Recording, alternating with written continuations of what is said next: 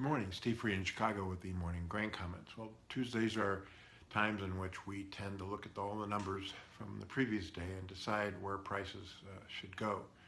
Overnight, the USDA kept the corn ratings at 72% good to excellent, but they did raise soybeans 1 percentage points to 73% good to excellent. So now some people feel as much as 70% of the U.S. corn and soybean crop could see above trend yield. We also saw that one group came out with a 182 corn yield and a 54 U.S. soybean yield. And I think that's one of the reasons why prices are lower overnight. I think in comparing the two, the fact that you're adding 360 million bushels of beans to the USDA crop number, if that yield is finally seen, would be really bearish soybean futures. And you could take soybean futures below $8 if you have a plus 600 million bushel carryout. As far as the wheat numbers are concerned, harvest is about 85% done in the wheat. Spring wheat harvest is 5% done, and they raised the spring wheat crop ratings. So again, on the August report, many people think that they'll probably raise the U.S. winter wheat crop due to the higher spring wheat number. Soybean oil prices are higher, again overnight, the only positives that we see in the grain room. And that is due to higher Malaysian prices and also talk about lower supplies of palm oil and higher demand by China. We're over that 31-cent threshold in soybean oil prices, and that is quite a big feat for the soybean oil market and offers some support underneath the soybean market.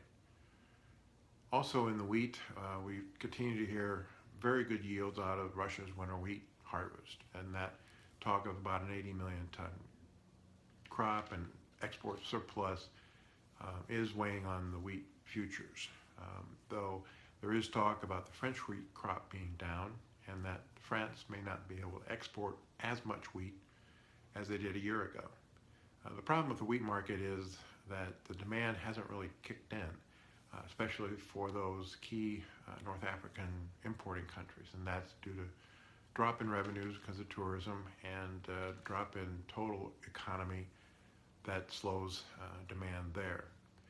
Outside markets, stock's a little bit higher. Dollar right now is a little bit lower, and crude's lower, and gold is higher. It is interesting to note that in Argentina, farmers stopped selling corn.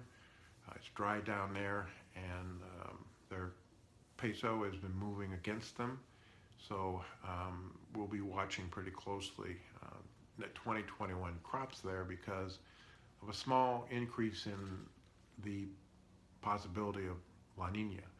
And if La Nina kicks in, it could be a drier 2021 for Argentina and southern Brazil.